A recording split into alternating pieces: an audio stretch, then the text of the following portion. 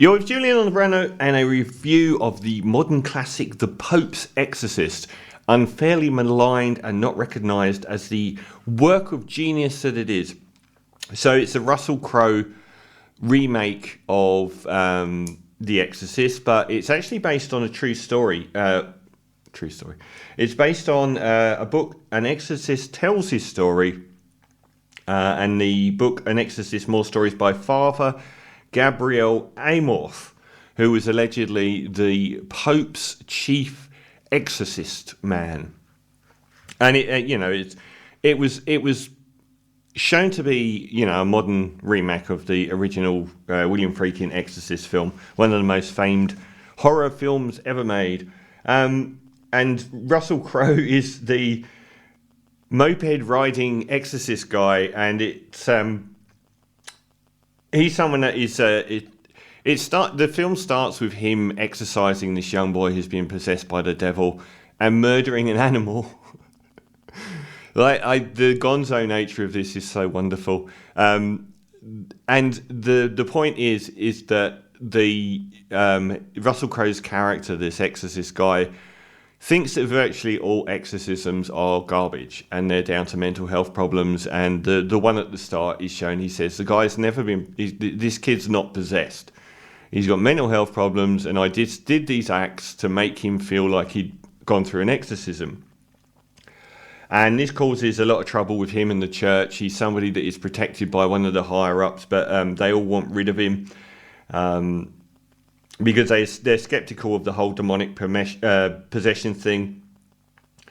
But he says that most of the time it's not real either. It's just him sort of making people with serious mental health problems realise that, believe that they've been exorcised of them.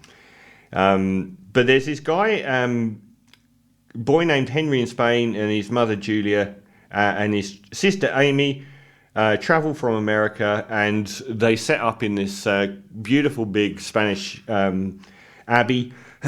And apparently, in the past, it was an ancient Indian burial ground sort of story. And the kid gets possessed. And that is very relative to the original Exorcist movie, where you've got the kid in the bed and people coming and doing religious rites and all of this. The battle between good versus evil. The reason I love this film so much is that it was never presented to me as what it is, which is hysterically funny, deliberately so. The shots of Russell Crowe riding around on his moped with an intent look on his face are they're in on the joke so much in this film. It's only going to be a very short review. And you get Franco Nero in here as well. Who's Franco Nero's coach? He's not the Pope. He is the Pope. Yeah, Franco Nero, the legendary actor, is the Pope. I thought it was, it was zippy, it was entertaining, it was a lot of fun, and a lot of these reviews can be so short, but don't believe the hype. It's not a trashy film. It's not supposed to be taken seriously. It's absolute gonzo filmmaking. The guy that did this did, the Australian director Julius Avery did Samaritan, which I thought was a good film, another underappreciated film. It was a superhero film starring Sylvester Stallone that came out last year and got trashed. But I thought I had a lot to recommend it. And I think this does too. I think people are trying to take it, are paying out on where it's joking as though it's trying to be serious. It isn't ever trying to be serious.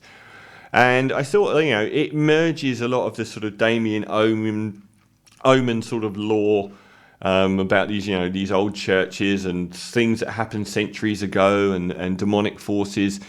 I thought it really did a really good job of making that all into a really fun roller coaster.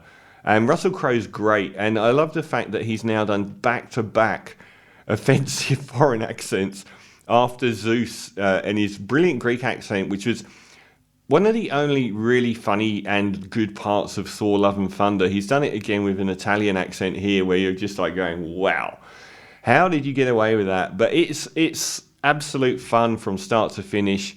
Lots of great sort of demonic sort of cinematography and sounds. And no, it's not a great film, but it's so much more entertaining than I thought it was going to be. And I really do hope that they pursue this character, because I think it's got legs. I think that Russell Crowe's moped riding, rootin tootin, fighting exorcist guy could be in loads of these films. So I'm going to give it, in a very quick review, a solid 7.5 out of 10. I thought it was excellent.